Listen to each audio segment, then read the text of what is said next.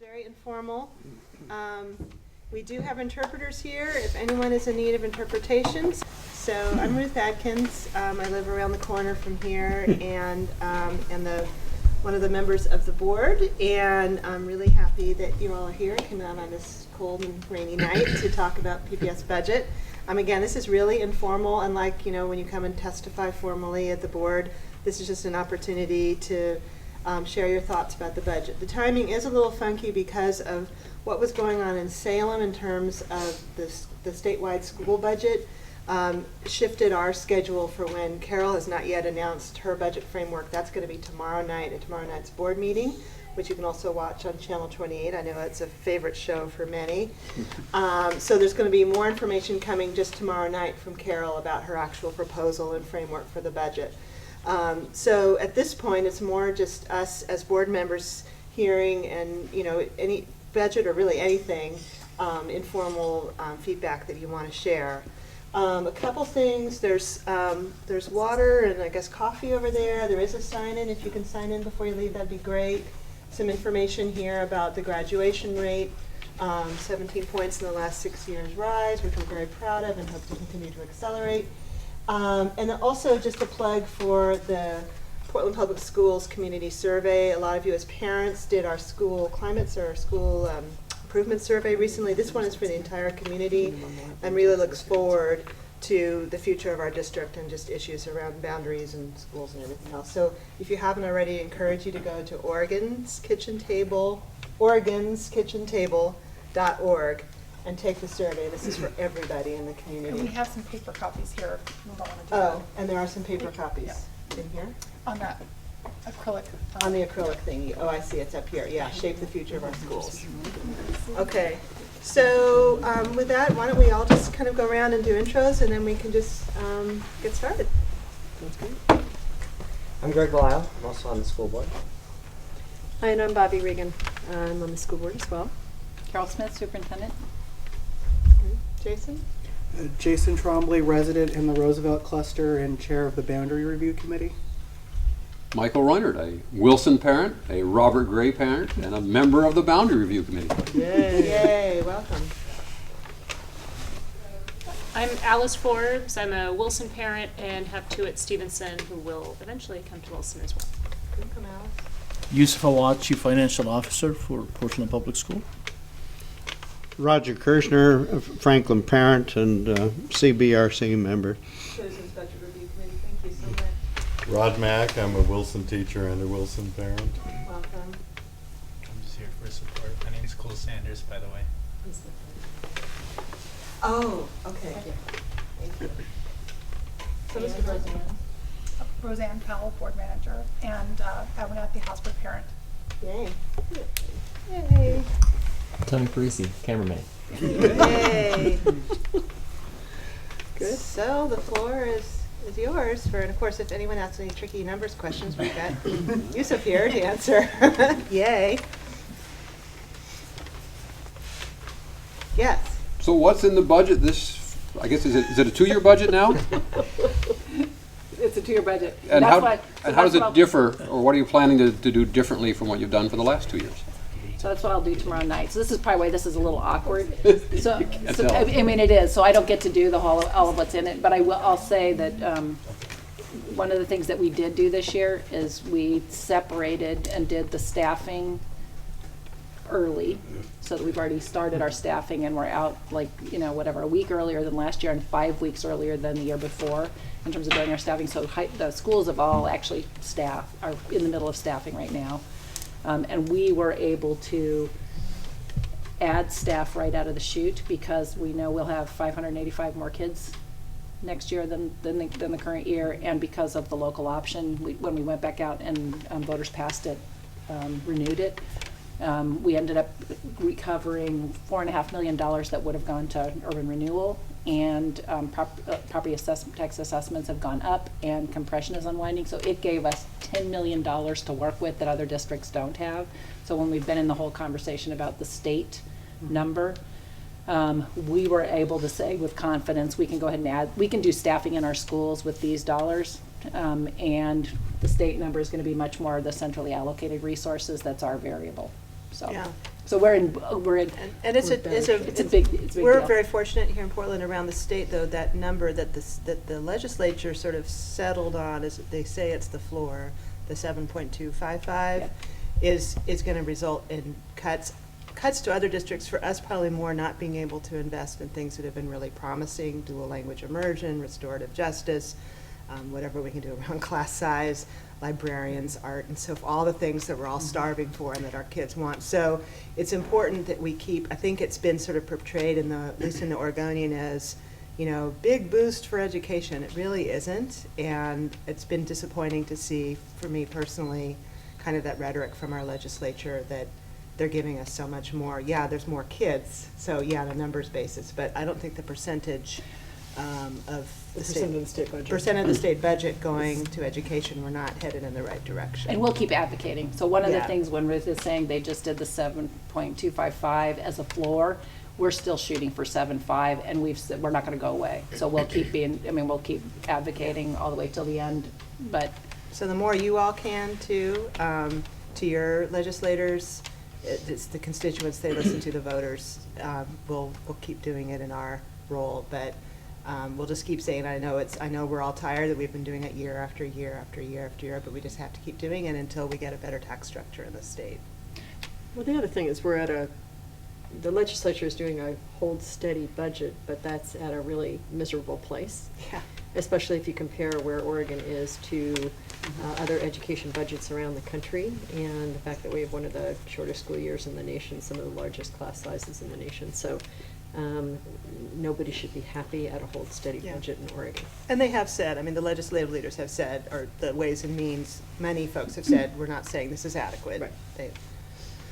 So, but it's going to be right up until the end, probably, of the legislative session. And so that's part of the challenge for Carol. She's going to bring forward her proposal tomorrow night around some of those other pieces that we are wanting, besides the staffing, but the centrally allocated programs that, again, we all want and need for our kids, but figuring out what those priorities are. So we'll be mulling that, and then it's going to be another series of, we've got another series of town halls like this. And I will tell you, like, what I will do tomorrow is I'm going to do because I will say this has been a more nuanced budget process, because the legislature, like, they say, here's what we're going to do for the state school fund, and then in February, ODE will put out, here's what that means. Then they put out another number in March. And what they've done between those two numbers is also done we always do 49% of the budget in the first year of the biennium, 51% in the second year. They've now changed the number they're giving us and said, okay, split it 50-50, which means that year two, you're toast if they don't come up with more money. Now you've got to cut stuff, because you're really supposed to be budgeting so you can sustain it over both years of the biennium. So they inflated what the dollar amount, anyway, we're trying to navigate how to actually do it, because we'll still probably budget 49.51, or I'll recommend to the board that we budget 49.51 so we can sustain whatever it is that we do. So. Pam, you want Hi, to Pam. introduce yourself? Hi, I'm Pam Knowles. Yeah. Been on the board 6 years. Grant neighborhood. This, how much is the full-day kindergarten impacting PPS's budget? Because I think that's hurting a lot of other districts. $11 million. So what it does for us, so in Portland, we already have 98% of our kids in full day K, so we're not in one of the districts that has to ramp up, or we don't have classrooms or those kind of things. But what we have done is we've paid for the other half that wasn't covered by the state with Title I and tuition. So we can no longer do the tuition. Title I now will go to other uses, but it's also gone down by demographics. And the cost to us to actually put that in the general fund, $11 million. A good question, because this is part of the thing of, are they really funding it? Yeah. Yeah. Or say there's more money, but they're asking for more at the same time. Yes. I mean, it's the right thing to do. Obviously, we all want Yeah. full-day kindergarten, and ending the fee for service is great, but it's an adjustment to put it into the general fund. for everybody. So that's going to be felt elsewhere in the system. So is it true regarding full-day kindergarten, at the elementary level, I know that the principal at Stevenson has claimed that losing the tuition dollars for full-day kindergarten means as parents now we have to like raise even more money through the foundation. And Shouldn't be. I mean, Shouldn't be. I have fifth graders, so part of me is like, I don't care, but Coming Is out it of true? No, it's coming from the general fund. So, Yeah. yeah. So the 11 million is general fund money that it isn't, that staffs it. And then actually in the staffing that we just did, we also added EAs in some kindergarten classes. And we've got a class size threshold on kindergarten of 25 or less, so. Does the state have a threshold at all? No, that's part of why we're a little more expensive to do, because we've said we want class sizes that small. Yeah. Or an educational assistant added. Or an EA if you hit 25 and you don't have an, Yeah. Hello, welcome. Hi, thank you. So, yeah. I will note, sorry, that in one of our discussions with our area legislators, somebody brought up the idea that, because we're losing a significant amount in tuition, right? Parents are paying a lot in tuition. It's about $6 million, is that? There was a legislator who was lamenting the fact that that's revenue lost. And they were trying to figure out how can we still capture that from parents, because they're obviously used to paying it. Which just, So that could be again, what- shows that could this- be what you're hearing, It yeah. shows this attitude of this is a public it's our public education. Like, parents shouldn't have been paying for it in the first place. They're So already that- paying for it with their tax dollars. Exactly, right. Right. That orientation is just such a mentality that doesn't move education Yeah. forward in the state. But I think we should make sure that principals are clear in their Yeah. messaging with parents, that it's not, I mean, obviously, we're probably still gonna need to send in the bag with the Kleenex and the paper and, you know, first day of school supplies, but that's different from saying we have to fundraise a bunch. You're to not cover replacing kindergarten. tuition with raised dollars from the foundation. That's not how we're paying for it. It's coming Yeah. through the general fund. no, I didn't think that's how it was being Yeah. paid for, but clearly parents are being led to believe that it's you're off the hook not for it's that. not a one for one. It's not like we take tuition away and then it's all covered. You know, Isn't it it's the same amount? We're, It should be. yeah, that's interesting. Okay. it's the message we're That's a hearing really interesting in our message. little Thank you for saying it. Yeah, thanks for letting us newsletters. It may be about that they don't understand that, so that's a really important Maybe they don't thing to say. understand that, or maybe Yeah. it's another, guilt trip to get you to pony up a little more. And maybe- I bet you Especially it's that they- Stevenson it's not parents, clear. right? Yeah, but Yeah. the district is not funding it below what it was before, so, yeah.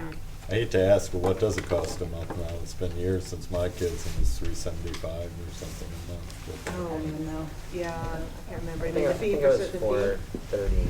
$434. Okay. It went up significantly between my first and second kid. Yeah. but then Yeah. it's not Parents so will be good. really happy not to have to pay tuition. Yeah, There's a well, bunch it's of cheaper in fun- daycare Oh, yeah. after school care. Oh, yeah. There's a bunch of people whose budgets will be very happy. Yeah.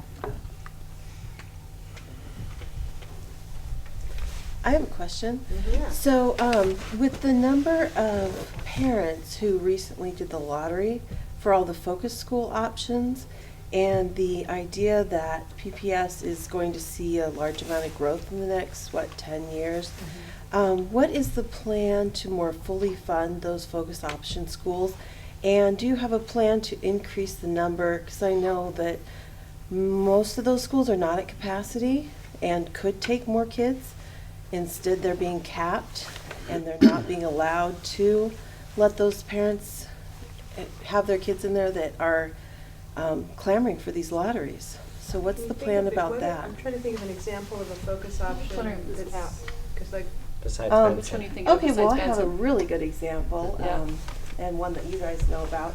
Da Vinci, it's capped, I believe, at like 470 students, and at 500 students, PPS would be paying for the full-time counselor that we now have to pony up an extra half an FTE for, things like that. And there's You'll be- plenty of room in there You'll be happy for to those know kids. that we made a full-time counselor the minimum counselor now, regardless of size of school. So this year, in this That's year's good. budget, we already did that, so that was part of the staffing. So there's not that threshold, and then it's a 400-to-1 ratio after that. But this is the first year we've done that, so Great. just to say Yeah, that. But maybe the Roseanne, cap has could you more make to a- do with the number of students in the school, It would be and doesn't, nice- it's not an arbitrary cap.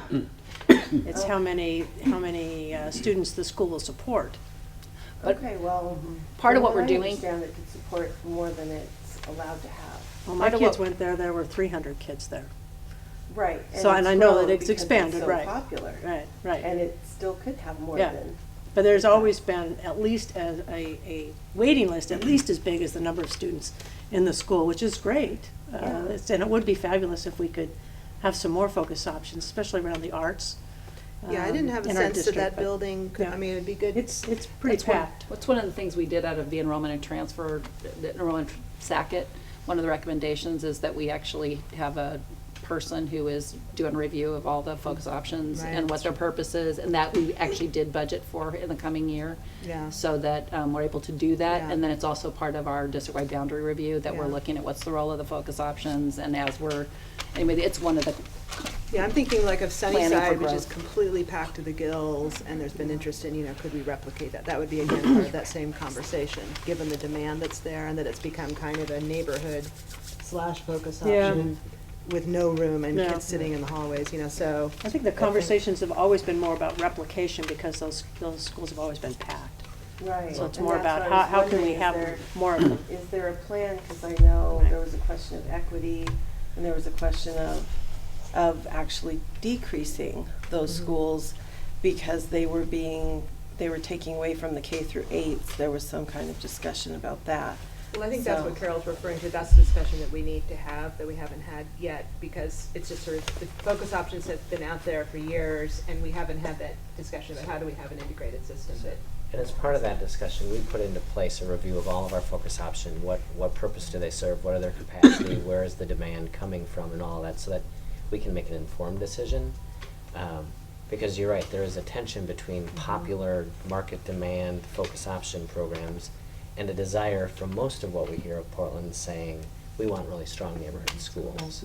Because That it's also just have gonna, arts. it's Yeah. gonna be a tension, but we want just more information to be able to do that. But to say that a school isn't fully funded, focus options they're funded at the same rates that our other schools are, because we don't wanna accidentally create an incentive, right?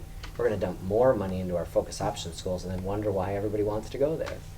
So that they're held to the same funding level. And so you're right, that if we artificially cap it, that perhaps cuts them off from additional funding. But that's true at some of our neighborhood schools too, if they have a focus option program there or something, that if the building can't hold it, they also get an artificial cap because we have capacity issues in our building. All of this relates, to the building piece too, for a bunch of different schools. And this, to me, relates to that a bigger question of looking forward in 30 years as we look to rebuild our schools. What is the right size? What is the right size school building? Right.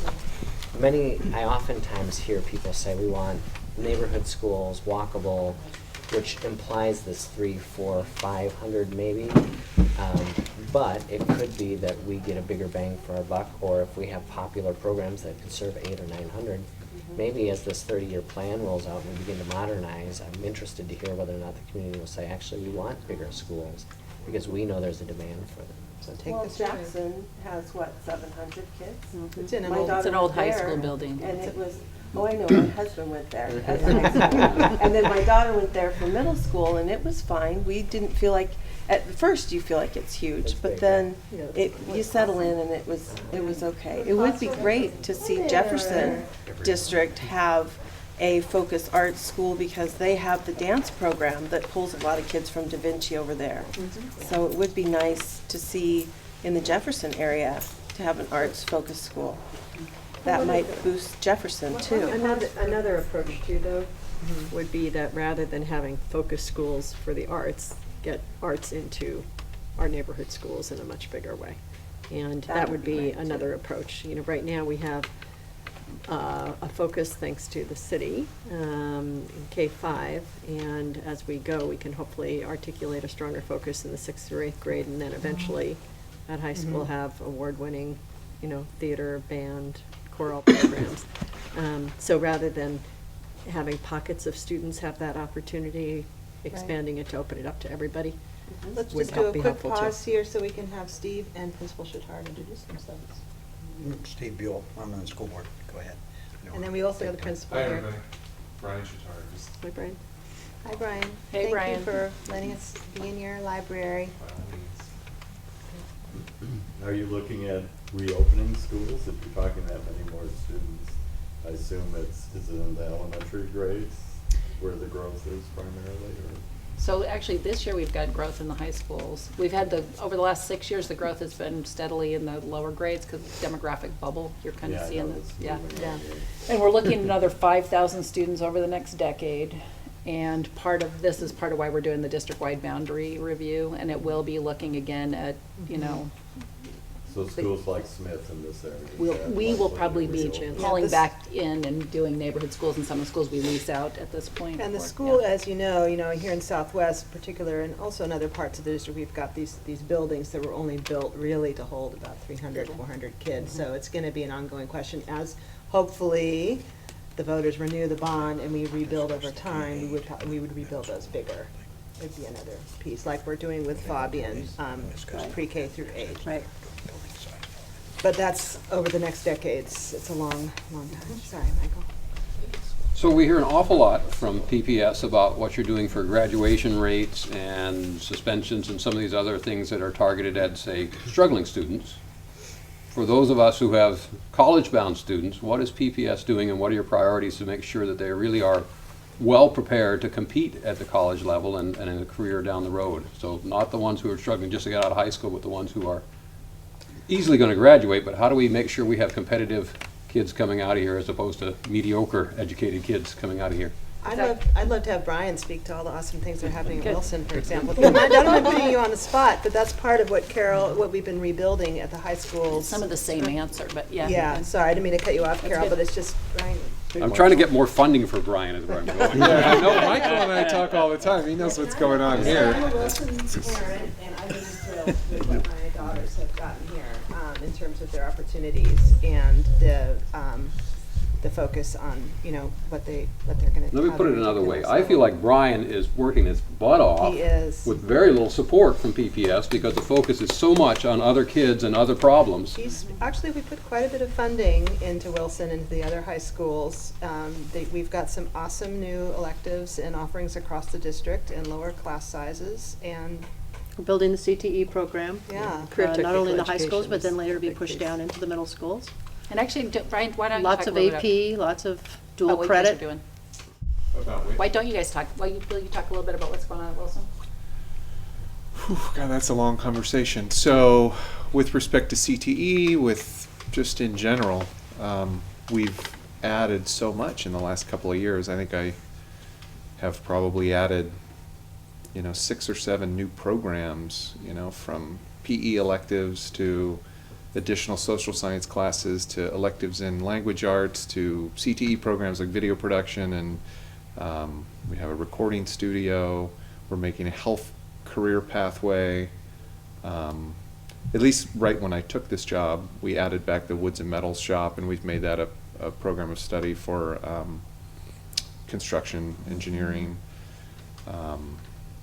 mindful studies. Yeah, so that's kind of what I was referring to with health and PE options and courses that are student interest focused, as opposed to just classes that have a name that's a graduation requirement but have some specific focus. And that's a great one that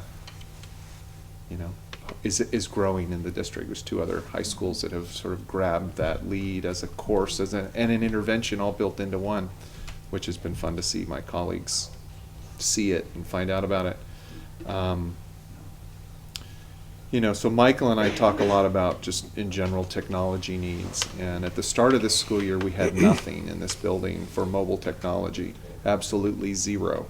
And through fundraising primarily, that's just sort of tapping the public, we have 4 mobile labs in the building at this point. That is all pretty much just from trying to make things happen with the money that the community has to bring to bear. But so I know that's a piece that also it was part of the board action that was whatever that was 5 weeks ago, that there was a chunk of money set aside for technology in the building. And actually I'm meeting with IT tomorrow morning to go do an inventory of the building and talk about the lab that's in this library, which is pretty much just ready for the recycle bin. So that's good that was part of that measure, and and other stationary labs in the building that are all pretty much ready for e-waste, that I'm hoping to just continue to get more mobile labs. The staff have responded great to mobile labs, to not having to get up and march the kids across the building to a lab that takes 10 minutes to boot up. Instead, you have a Chromebook cart that's in your classroom. That's been a super cool thing to add to the building this year. And it's a really manageable number to get. You know, a cart is about $13,000, and you know, so every $13,000 you can cobble together is another lab that sort of makes it a little easier, and more kids can have access. And the goal for me is about 10. I think would be right in this building. You're super focused on technology, so I hope you saw the report from the IT director about that they're now kind of moving into the 21st century as far as their refresh and plan for, rather than having these, putting some money in and then they get old, and putting some money in and then they go to actually having a steady, sustainable leasing contract. A leasing. Although that, I approach. will say, that depends on a certain level of funding for us to be able to move to the Well, leasing. So that's it's true. it's in one of the stages that I described, But but it's a different But the approach, thinking is yeah, there to try and get us there. to be able to get Yeah. there, so that we're not this feast and famine and spotty, you know, fundraising versus not in different sources, so that And it's having a more- bunch we have to recycle. Right, Then we right. just, Yeah, the grant funding has always been an issue with technology, that some schools that have a lower SES overall and higher needs population can get a couple $1 million and change the technology landscape in their building really fast. And despite a lot of trying, you know, we haven't been able to get big grants to move anything in this building. So it's all been just through fundraising, and a private family foundation matched what we fundraised. So it's sort of overnight we put together a pretty good little package. And it also puts us on hodgepodge around the district, so in terms of maintaining it, we're in like patchwork, because everybody's had to patch it together, Right. so we're working to how do we get single platforms that we're able to Consistency, sustain. yeah. Yeah. I just wanted to come back to your original question. I have no doubt that a lot of what's being accomplished here is because Mr. Chittard is working his tail off to make it happen. I don't think there's any question about that. The point of, with no support from the district, right, we need to get our graduation rates up. And that's going to require us to continue to invest in students that are struggling. And when the state budget comes in at 7,255, you do what you can, but we can't reinvest. I mean, we just heard in right now education. So it's one of those pieces where, do we look at there's not enough resource. So what I hear is, between the advanced placement credits, between the opportunity to go to PSU or to take those Dual advanced credits, I see a pretty good patchwork for those advanced students. And your question reminded me of one time I was at a grant leadership class, and it was when the state was looking at cutting another 30 million, or we were looking at cutting another 30 million. And a student raised her hand and she said, "Do you think that my education is really worse than somebody else's?" Because that was the message, right? We're disinvesting in our kids, it's terrible. And I thought, one, what an unfortunate worry that this 10th grader in a leadership class is having, that her diploma is going to be less valid than somebody else's. And two, and I don't know what the data would look like for this, but I haven't seen any data that shows that our advanced students, our top flight students, are being held back, or not getting into the universities, or getting the same advantages, or not getting the same awards. I mean, we have outstanding students, and oftentimes it's because of teachers, it's because of principals, and it's not because the state has provided the funding. Or Done it in volunteers spite of like the that. constitutional team Right, that volunteers Jason const- helps them, yeah. So I don't think we've lost sight of that, but I hear what you're saying, that it can be easy to just hear about the supports we're providing. And again, I think you're right that a lot of the great stuff that's happening is because the people in the buildings are working their tails off. But to frame it as no support or a lack of support from the district, they're also working their tails off. So the other thing I would add to that is that I think we're doing some things that are broad stroke. Here's what we're trying to do as a district, so you feel it like systemically, but the way it takes shape is Brian's totally shaping what's happening at Wilson, different than what's happening in another school. Although I would say just the we have great high school principals right now. Yep. Like really truly solidly across the entire system, and they have relationships that are like totally challenging each other and sharing with each other what they're building. So when we'll do a grant that says, okay, you have a CTE person and $40,000 to do something, they're all going to do something different, which is what we did last year. This year, we're trying to add, you get some, see, some kind of career coordination and another FTE that helps you do it. What they all do with it's gonna look really different.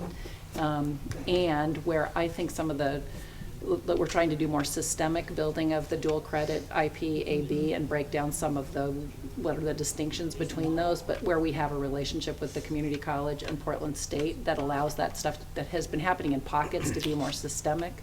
But I think that's ends up being the kind of thing that challenges individual kids wherever they are. That we're trying to create those kind of opportunities. The CTE is not, it's like for everybody, where you're getting experiential, hands-on exposure, and it's partnerships with OHSU. We've got a partnership with the PSU School of Engineering that is fabulous, where they want to they're figuring out new ways to get engaged with us and help do training for teachers that gets hands-on things in our science and math classrooms. Jason's been working on how do we get our Constitution teams down into the middle schools. We're trying to get 7th graders exposed to hands-on learning that gets them inspired by the time they're heading in. We're trying to get back to a full week of outdoor school. We're doing a bunch of things that are like systemically, how do we do this, but then individual principals drive what that looks like in their school. And yes, do I wish I had more money to give Ryan? Yes, I do. Because he does I'm going to say he's done great stuff with the money that he's been given, and it's not been a lot. So it is totally individual principal ingenuity, and you see stuff really thriving some places, and like we need a little more props other places to make it happen. Well, but and the CT for everyone, and the AP, like the IB, teachers at dual. Franklin that came up with the AP Scholars Program that, again, trying to get it that to be more systematic, where you have kids of color, kids who hadn't been college bound before, succeeding thanks to how they put that together, so that they're, we have more students in the AP classes and they're succeeding and moving on to college from there. So. it's cool stuff that's I happening right now. I have a comment on that. Yeah. I think one of the problems that we have is that we don't have a foundational level of what we think we want to do, that we haven't built the foundation. And if you don't build the foundation, then it's very difficult to talk about what goes on top of it. And we don't have that foundation. We use a system which is not really a foundation built on resources. What do you have in your school? Does everybody have a music teacher? What is that everybody has? And when you build that, then you can look and say, hey, we need this in this school, we need this in this school, we need this in this school, but you have to have the foundation, and we don't have it. And so, and Greg hates it when I do this, but his language is good. We have a hodgepodge of things often going on. We have this over at one school doing pretty well, and you end up with that, but you need that foundation to build on top of. We don't have that. They think, my colleagues and I think that we do, but we don't. So we can't really analyze what you're saying. There isn't any way for us to analyze, what are we doing for kids who are accelerated, so to speak? We don't know exactly. I mean, we're doing this, and we've mentioned and we've done some neat things. One of the things we did, what's that called, the program where we put the counselors working with kids in college, in the high schools? The career coordinators? Yeah, career coordinators. We did that, and that's really good stuff for helping people get to college. It's really good, and we did it, didn't we do that in every high school? So that's something we did, but it's still not, we have this foundation and we've decided that career coordinators the way. So we don't really talk about it that way. I think it's a huge problem within the district for you to say, okay, what are we doing? Because I don't think we really have a plan. We might, but I haven't ever seen it in the year and a half I've been in school. So when you say there's no foundation, the graduation requirements are district-wide, No, I'm saying right? there's no foundation. Like, what is it you have? If you have a 400-kid elementary school, we have a FTE, but what is the foundation that we are providing for everybody before we go and do other things that aren't directly related to the school? Stuff would be like the $12 million in general education consultants that we spend. Well, that's 130 FTE. So what is it? Which includes wraparound services. Yeah, for but we should know what we're doing, and then we build on top of it, and we don't have that. That's what I mean. It actually goes back to what you had said. You knew that there are magic numbers, right, that wind up, right? 500. So sometimes he forgets, or he's not sure where those numbers are. And I think what he's saying is we can't say that every elementary has music. Right. Because we say you get arts programming, and you as a community get to decide that. So then it begins to feel like a hodgepodge to somebody in our position who might not be as connected to schools. But then, to say that's not a foundation, there's isn't, it's not There's the correct. push-pull between being top-down and being bottom-up. So so we have the top-down requirements for everybody. We have our high school core. We have other things in each of our schools, and then we have the bottom-up. We give principals at the elementary level, the K-8 level, the high school level, money and say, we want you to have, as Greg said, arts. The community picks the arts. It's not the district that says you will have visual arts or you will have this. And So- we do guidance as a district that will say, okay, here's your FTE. And we're gonna say, we want everybody to make sure you have at least X amount of library, at least X amount of arts. But your sizes of your schools are really different. What you already have is different. So like as we've been able to, and some of this is because we haven't been at a, like we haven't hit, we haven't hit the baseline threshold yet. We're still building back. So we've been dealing in fractions of media people and fractions of art people. But we've got a core program that is what we're shooting for and what's the kind of instruction you would get and the amount of instruction you'd get in each thing, regardless of where you go. And it looks different in different schools, and principals have a good amount of control over what it looks like in their school. To answer your community. question here, Yeah. she had a Go, question. Roger. I want to just follow up on your question. Is what when I talk about a foundation, I don't mean a foundation that's built on the number of kids in your school. I mean a foundation's built on what we're offering every child throughout the system. Are we going to offer every child music? Or are we going to offer every child one art teacher of some sort? That's fine. That's what we should have. We're offering every child one art. Are we going to have a librarian in every building? A teacher librarian? That's what we should be. Should every kid get library? Should every kid get? Does every kid get? The fact that you're in a K-8 or a middle school or a fifth grade in this size school or a fifth grade in this size school, you should be getting basically a basic foundational program. And that's where we look at it differently. I look at it differently than the colleagues on the I'm board. sorry, I didn't ask you, but didn't that guy? Beg your pardon? I think a couple of years ago, Library 3 meetings. years ago, there was funding across the district for everybody to have a librarian. And it was still, No, not to have a not librarian. certified librarians, but have your library staff. Right. So, yes. Yeah. We're still working back towards getting full-time librarians. I mean, sort of- And Should they all have it or not? And I do have to say, you guys, something's going right, because my daughter, who's a freshman in college, just took a class with juniors, and they didn't even know she was a freshman until she told them. So, I mean, not that I'm saying that she's all that, but she went here, and this is all that. So, if they're trying at the highest level, they will succeed, and they will find some great teachers and some great mentors, and they'll go out there and just kick butt on the And our world. students are succeeding at the highest level. They're getting into the highest quality colleges and universities.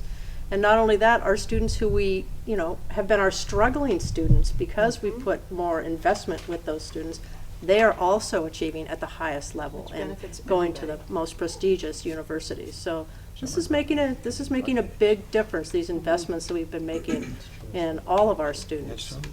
So Roger, it's been Well, made. I was Go, Roger. I was just going to point out that my wife is associated with Portland State University, and of the 7 state school institutions of higher learning, I think the remediation rate, in other words, the rate of students having to take remedial courses at entrance is pretty constant across the board. It fluctuates a little bit from campus to campus, but so that tells me that I don't know what Portland's public schools remediation rate might, how it might compare with other districts, but it tells me that statewide, at least, it's a phenomena that is occurring in all school districts. Then the other thing is. So you're saying we're no worse than the other schools Well, in the state, or what are you saying? Well, what I'm saying is that perhaps we're not doing any more poorly than anybody else. But I also would point out that I'm a graduate of Cleveland High School over 50 years ago. When I went to Cleveland, the school district was at 70,000 students. We're something like 48,000 now. But when I was at Cleveland, we had 11 foreign languages. we had 5 choirs, 2 bands, 2 orchestras, and a full arts program, and so on. Those kind of programs cannot be replicated even now, even though we're in somewhat of a build-back posture, and it's going to take time, and I don't know that anybody's going to disagree with what Steve's point is in terms of having a foundation level in all our schools, and then recognizing that there is some individual flexibility given principals and the community as to opting out whether they want a librarian or they want this or that and so on.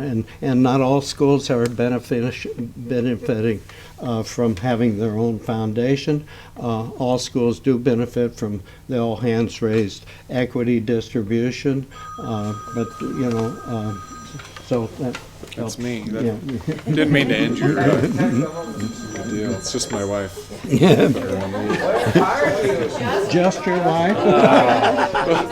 Glad I got a chuckle. You know, it's like 7 o'clock, and where is he? The boss is calling. She's out there. My daughter's about to start playing lacrosse in a few minutes. So can I make a couple comments on things that happened today just around resources and the general topic? Is I had a department liaison meeting before I came up here, and all of the agenda items, I had about 10 bullets on my list to talk to the department about in making the staffing for next year, and adding some department leadership and adding some instructional leadership within the teaching ranks, and resources that I've been made aware of for CTE, resources that are going to be coming for technology that comes from the board action a few weeks ago. All of it ultimately was completely positive news. So we went through and we sort of wrangled over all these little issues and who's going to do this and what does this really mean and what are you going to expect of me if I'm a department liaison and yada yada yada, which is all interesting things to talk about. But at the end, I said, look, folks, the bottom line is I staffed every class in this building around 25 or less, unless we're talking about a singleton, right? Yes. Freshman class is 21 point something. I mean, it's really, really, really significantly different than what it was 5 or 6 years ago, where we started staffing classes at 40. That's the number we set to start. And if there were 35 that wanted such and such a class, it was like, okay, that teacher wins. But there were classes that were 44 and 42.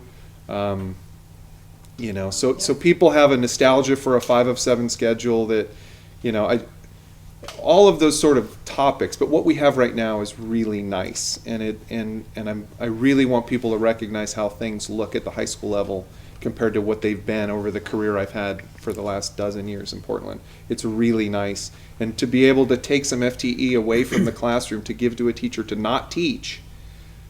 It lowers their workload, of course, which is part of the reason that we have that FTE, but to even have the ability to do that and not impact somebody's program where then they have to take 33 in a class that really has no business having 33 kids in it.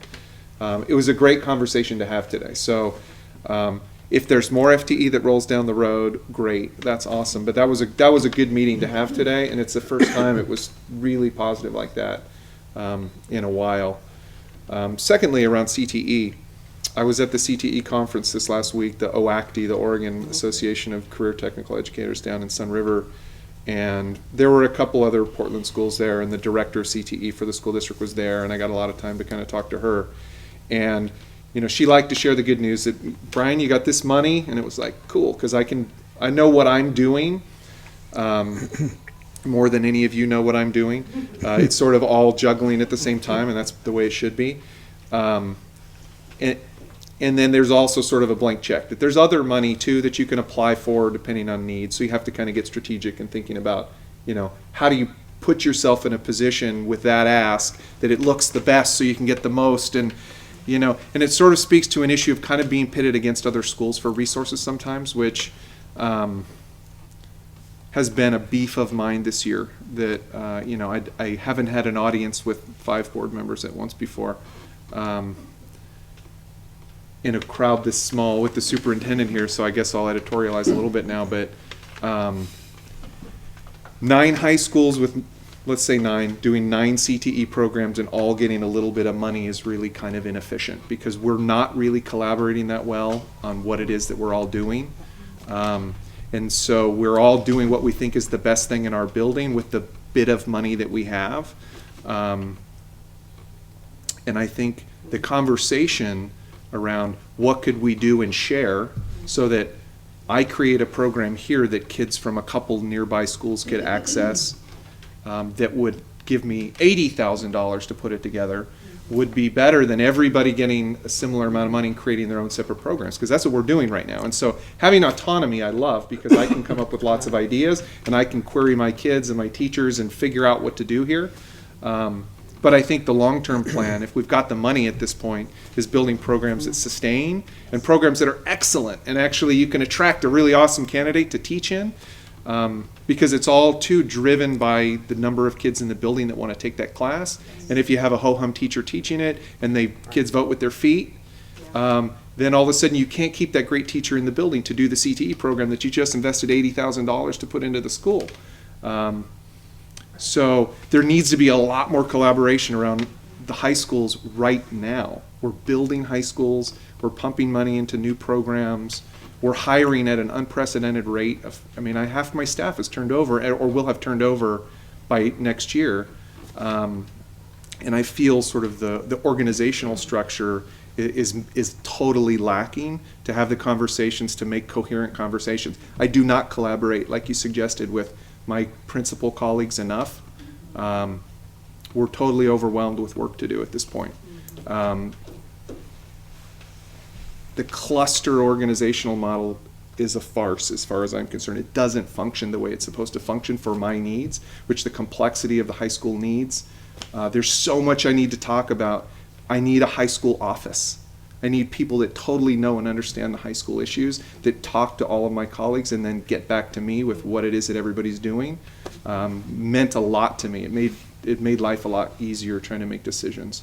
As it is now, I get a lot of sit and get, and when I go to meetings where we're supposed to be collaborating, we're not really collaborating.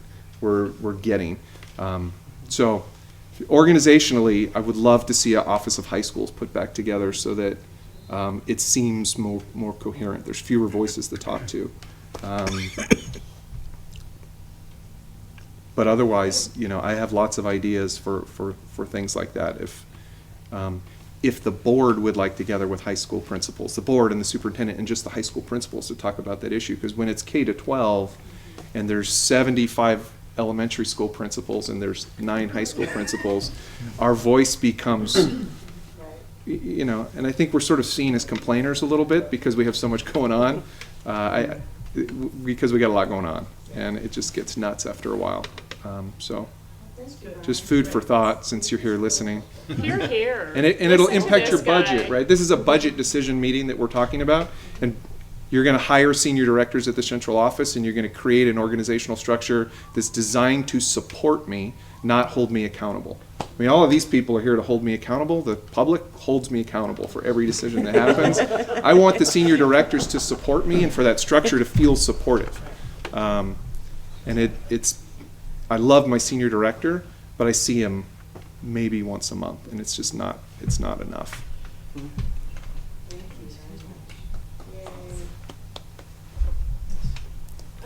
It's on TV. Too bad.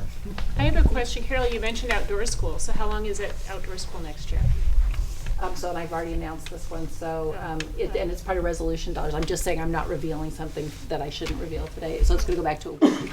So it's 3 days this year, next year it'll be a week, yeah. So exciting. Yeah. Might have missed the full day kindergarten thing, but. Yeah, full day K is happening, and full outdoor school's happening yet. And I'm really happy to hear Brian talking about the staffing feeling as it does this year, and it is really different than, and have 2 years in a row that we're like at least not in major shuffle, because every time we've been cutting, then it shuffles people between buildings and it takes apart teams, and it creates way more domino effect. So to have 2 years in a row where we feel like to have that kind of like different. conversation with your staff is really different. There's a bunch of people laid off completely.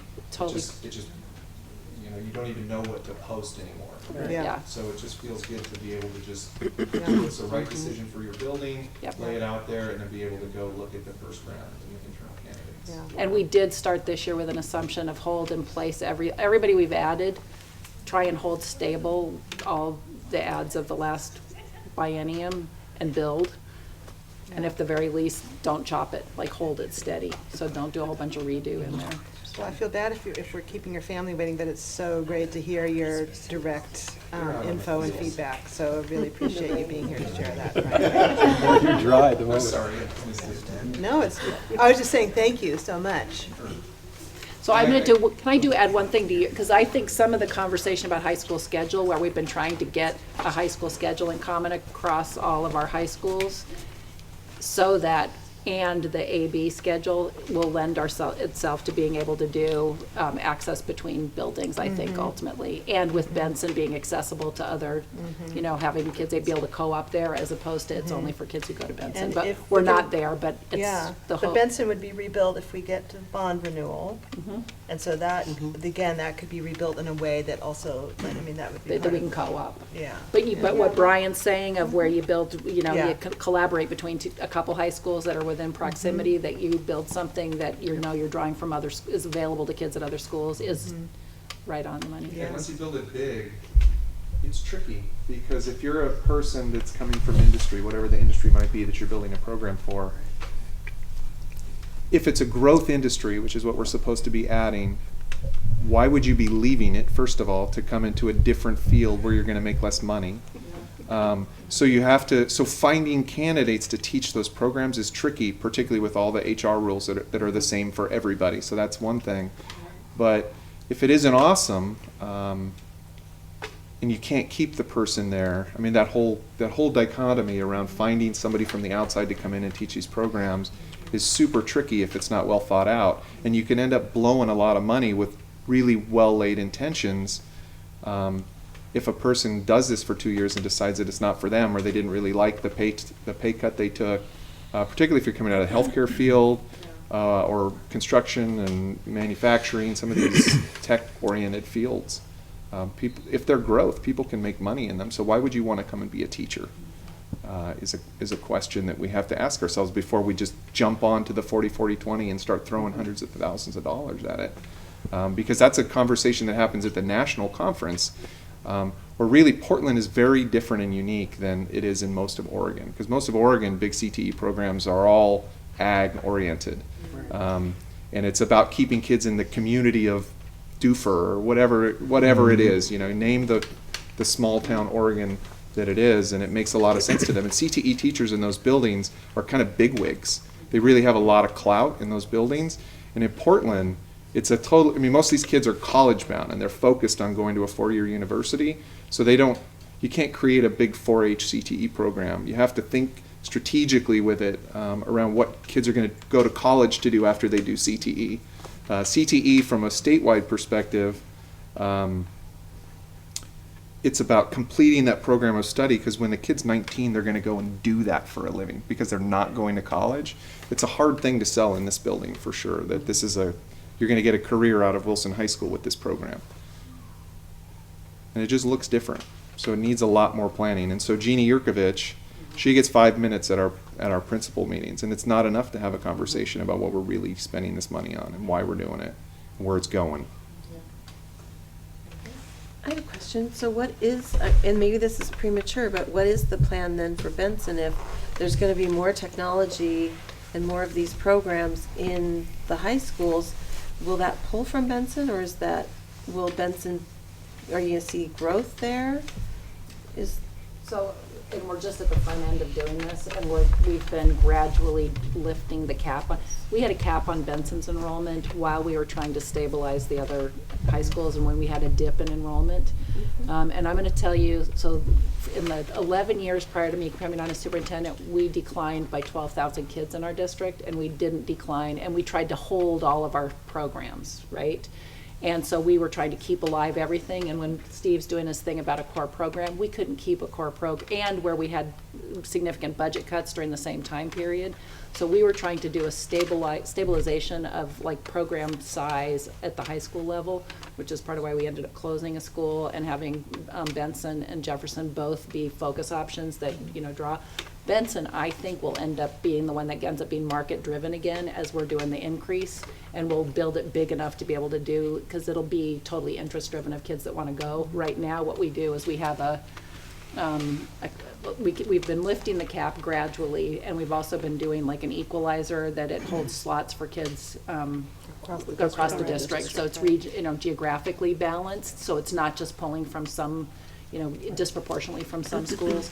When we're looking at the go forward in terms of building, we'll be in the conversation about what industries are we going to represent there, but it'll also be connected to what's PCC doing as they're building allied health programs, what are we doing in our other schools, and what are the things that Benson will excel at, and what do our business partners and what do our say business is partners coming in the want? future, because What are the after all, the industries? purpose is to educate our students so that they can get jobs. And a lot of people are contributing to that conversation, and it'll get more formal as we're just at the front end of doing the master planning. So the master planning for Benson, Lincoln, and Madison is all in the current bond, so we'll do that before we actually are going out and talking to people about the next bond. So The other thing Benson will is there- stay a focus school then? Oh, yeah. Yeah. Yeah, oh, yeah. The other thing is there could be some CTE strands where the equipment that you might have in a classroom is going to be prohibitive, that you couldn't put it in 9 different schools, and so that might be what lands at Benson, and then you have an opportunity for kids to Co-op. go from Wilson over to Benson to take that strand. So we have to think through all Or of like that. Brian said, as we get our Please do. system Yeah. Could have built hubs. out and more strategic, then it's at hubs, yeah. You And wouldn't we put- thought you about wouldn't that put during the- high school yeah, design. you We wouldn't did. put We the thought same- about the hubs. You wouldn't put the same strands in 9 different high schools. I mean, even the stuff that we're looking at Right. right now in the CTE committee is, It's really certain different strands in each in different high school, places. depending on what the community wants, what the business Mm-hmm. community's looking at, how the school's already set up. That's all right now just kind of on the drawing board. Has there been any discussion to turn Jefferson into an arts-focused high school? Because I know there were some parents that were working towards creating a Portland Public School arts high school like Beaverton does. Because we have seen Da Vinci families move, literally, physically move to Beaverton to attend that Beaverton Arts High School. Is there any thought to have Jefferson be an arts high school? A focus school like At this point, it's Benson? an early college academy with a direct partnership with PCC, so that's really what its focus is, along with having the Jefferson dancers. So, potentially there could be a discussion like that. There isn't at the moment, just because we've got that partnership with PCC is so strong for their access to their entire. But you wouldn't have to break that to add.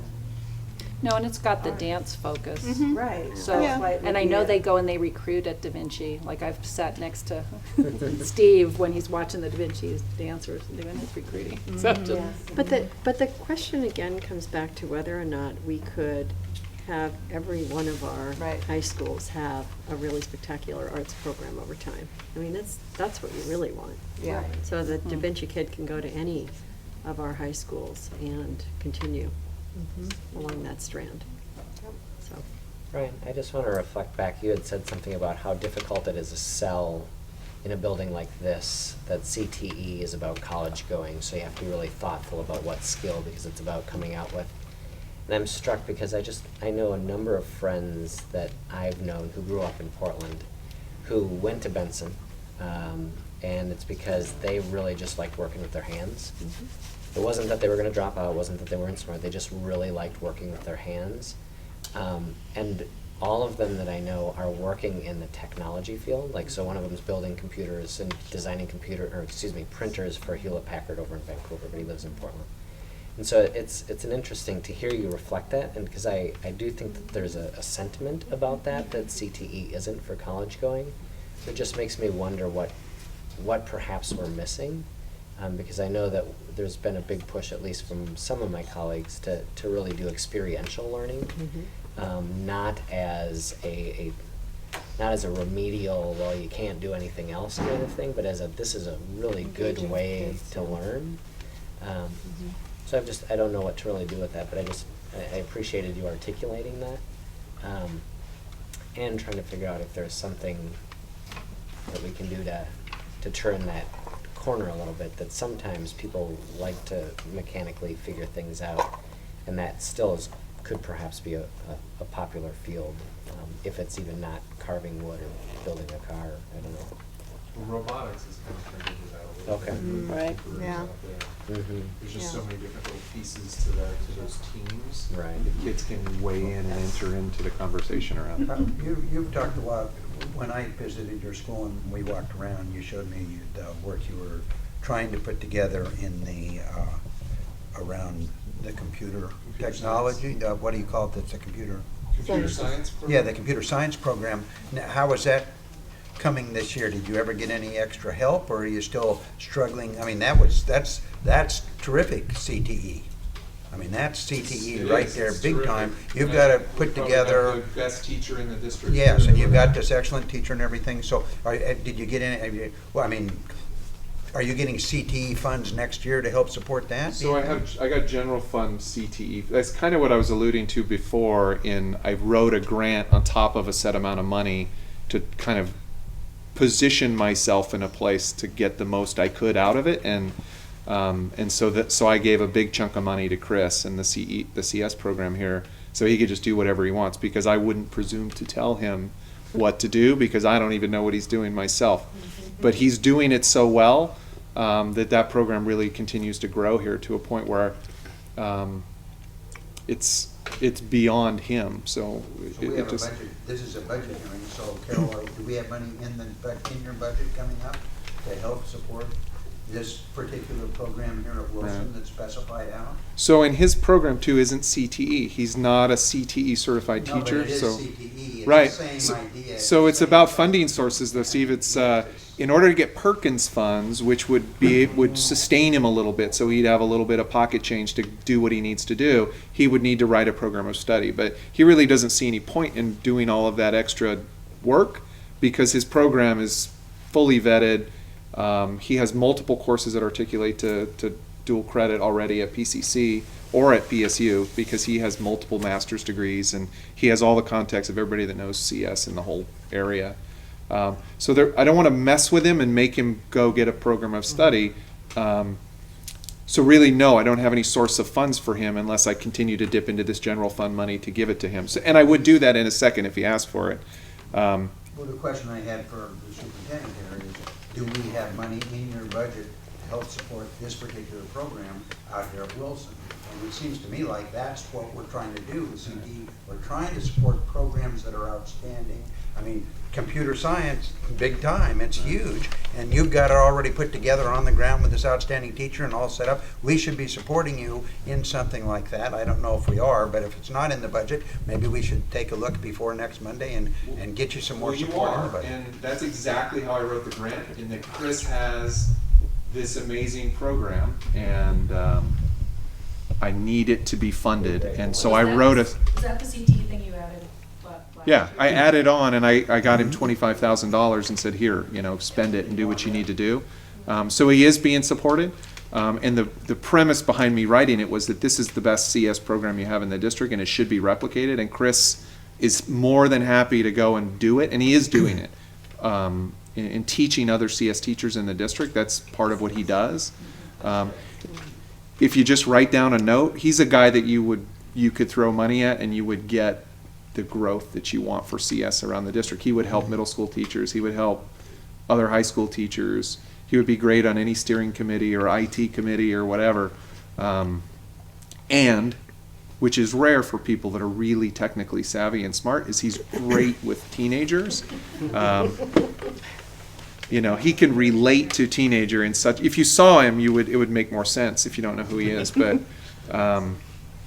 so he's a guy that I probably will end up.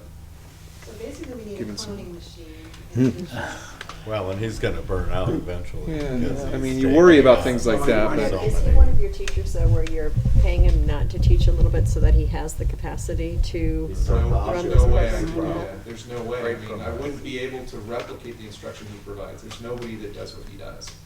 So to make him a teacher. no.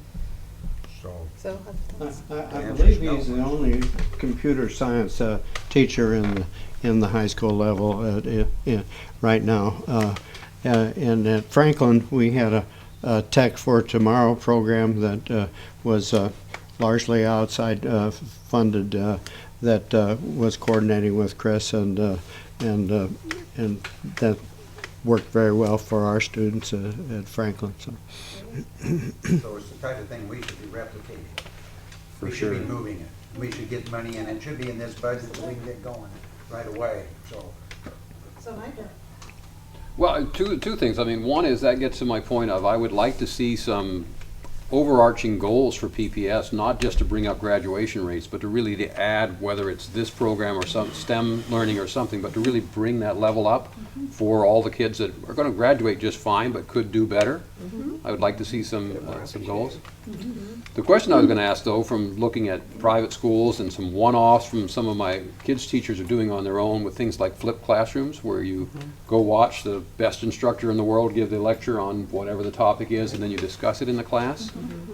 Are we doing anything in our budget to fund that, to teach, provide, continuing education for teachers, how to do that best, provide them with the resources so we can do more of that rather than just kind of a one-off by individual teachers? Are we funding PD on flipped classrooms specifically? Well, flipped classroom, that's just one example, but other things of just taking advantage of technology or other techniques that would just really, take advantage of what's out there, whether it's, lessons that are available on the web or something like that. I see one-off teachers doing it, but I don't see any kind of program to provide support and kind of share best practices. So yes, we do have, we have dollars in the budget right now for professional development, and we've got a little bit more being proposed, but it's not a ton more. Like, I'm gonna just say this is not a big ad budget, just to be really clear to people that we've got like layers that can be added if we end up with higher levels of support. And what I would say that speaks to more is whether or not, how we're using professional development dollars, whether they're effective and whether it's the best use of them. And I have varying perceptions of that in different moments in time. In terms of what do teachers want the most, in terms of how they spend time with each other, and where are the things we have to do because we're going to be held accountable to delivering them, and where are we creating the opportunity. Like, I love that Brian's just talking about being able to have people have a period that is released from teaching, because part of what we know is high value is you get time with your colleagues during the day to end up doing the work that's outside the classroom work, and some of that work is what produces some of the best outcomes. Ultimately, is because you're getting to work with do PD with your colleagues in your building on site, and you're not pulling away going to somebody else's workshop. And that's what I would say in this budget. So we're pretty status quo at Wilson in our numbers, so we didn't lose any resources and we didn't really gain any from numbers, but we gained from the ratio going down, so we added some staff. And so part of that was that I've added this for the first time in forever. I don't even know. I've worked in the district for 12 years and we've never had any kind of department liaisons. And we added stipends to be able to do that. So right. we specifically did that was this year, in this year's budget. In this year's budget, we added another category of how can you add teacher leader stipends. I didn't do that, but other colleagues of mine used it that way. I used it for other things, but so having additional FTE has enabled me to do that. So I am pulling some of the best people in each department, as well as an instructional specialist, which has been, there's a lot of interest. So we're actually going to interview our own people to do that. Which will be fun, because we want to look at some of the things that we've been talking about in the building, but it's been so hard to get off the ground because just the momentum around professional development at the high school level is so hard because there's so much going on and there's only so little time and everybody's exhausted on Monday afternoon. And one other thing I wanted to mention, though, that came up is that we had these late openings at high schools for the first time ever, which there were some general expectations about how to use that, but they weren't heavily, dictated how to use those. So what we did is I kind of put it out to all of my principal colleagues at the end of last year to see if they wanted to collaborate for those days. First with Lincoln, just because of proximity, with Benson because I know Curtis, and ultimately Paul Cook took me up on it. And so for the last two Wednesday mornings that we've had late openings, we've partnered with Cleveland, where the first time our whole staff went over to Cleveland, and then by department, they wrote up their own professional development plan and items that they wanted to talk about. And a lot of it was kind of getting to know you because it wasn't that much time. But it's an old model of PD that the district used to use that teachers love. And it wasn't earth-shattering in 90 minutes what people were able to accomplish, but just overwhelmingly people were excited to have talked to colleagues at other schools, look in another school building, see what they're doing, just share practice with no expectations and no implementation and nothing top-down. And then this month, so recently, they came over here, and Cleveland teachers were super impressed at what was going on here, and sort of the collegiality takes a whole nother level at that point. The good mornings and hellos and all of that are done, and now we can get down to talking about things, and creating real relationships and collegial partnerships among schools is something I would urge us to think about more, because it worked so well, and it wasn't that hard to figure out how to do it. We had to pay a little bit of mileage, so it was, it's like 5 miles to Cleveland, so I paid everybody like $3.50 if you want it. Way better doing a pair than us doing something where everybody's $2.79. So I'll say a couple other ones along those lines. Is we had some science teachers at Grant last year who were saying we just want to be able to pay teachers to come and do their one day with us where we're sharing, and we want it to be teacher-led, and we supported that. We have PSU, School of Engineering, who just hosted this whole innovation challenge where they have teams from each of our high schools work on a problem over the year, and then they come present, but they're presenting to professionals. And Ren Su, who's the dean at the School of Engineering, wants to do a curriculum camp for a week where what he needs is for us to pay the teachers, but and our teachers love a curriculum camp where what you're doing is developing your work for the next year, but you're getting to do it with colleagues, but you're doing your own stuff and what we're supporting you doing that. Linda Christensen used to do these. It was the favorite PD is the favorite PD that everybody loved. Like, I feel like some of that is the kind of stuff that we want to be able to support, because and what people want and crave is time with their colleagues, where you're working, you're challenging each other, but you're doing. And Linda still is doing a fair number of professional development opportunities throughout the year, so, that people take advantage of. That's real specific curriculum development with colleagues. I think one of the cries of high school principals too around the consolidated budget has been about that, is having resources that you can give to teachers who want to do the partnerships and work after or grab kids for credit recovery, and having the flexibility to say yes because I have money to do that has been a good. It help to get more add to your consolidated Absolutely, budget? absolutely helped a ton. It just sort of like it lets the air out of the bubble, because the budget is so tight on the consolidated and it's all pre-spent before you even get it, that the margins in there were so small that it became impossible to say yes to people. And so really you're turning down people who want to do more is not a good place to be. I'm going to tell you, like, one of the early budget hearings, it was the one at Cleveland, somebody came with the library materials budget pre-ballot measure 5. Oh my God, I just dropped my jaw. I was like, of what we were spending every year to add materials to our libraries, where we've been on zero for so many years. And I will tell you, like, I do a regular breakfast with Matt Profit, who was the last superintendent before ballot measure 5. He had dollars where he could just say, you come with a good idea. I mean, a significant amount of dollars. Like, I have had to cut the kind of dollars he had to be able to just give to people and say, great idea, go do it. I was like, oh my God, would I love to be able to say, great idea, go do it. So, like, I hope that's what we're getting back to, is a kind of thing that when somebody has like a great program, and Steve is saying, is that in the budget? Like, you want to be able to support things as they're happening, and when the ideas are happening and when the energy is behind it, as opposed to you're like eked along in some major bureaucratic process. So, I mean, and I feel us starting to, whatever, you feel like we've got some baseline of health starting to return. I hope for our ability to do things like that support people's great ideas.